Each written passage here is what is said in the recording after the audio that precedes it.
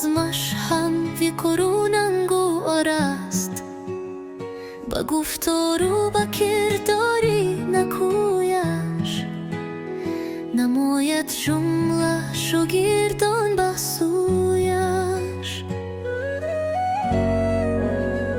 زی خواندن می شود هر فرد کمیل،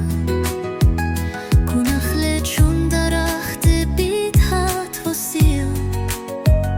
نمونه می شود شاگرد آنگاهی،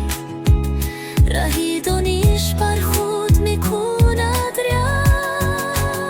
اگر استاد باشد تازه یاد کند شرح و بیانی جمله از یاد، اگر استاد دانشور نباشد نگاه برداری باور نباشد،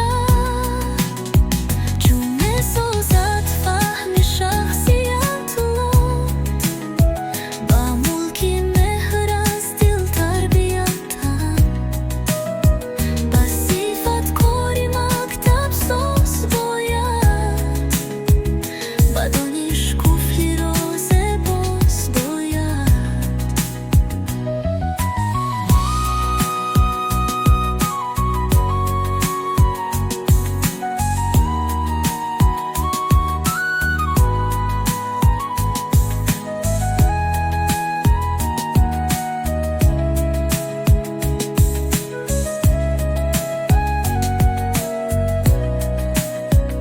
اگر عمر بیارن رو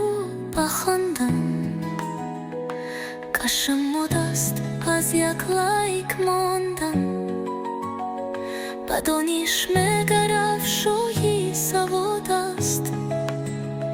که او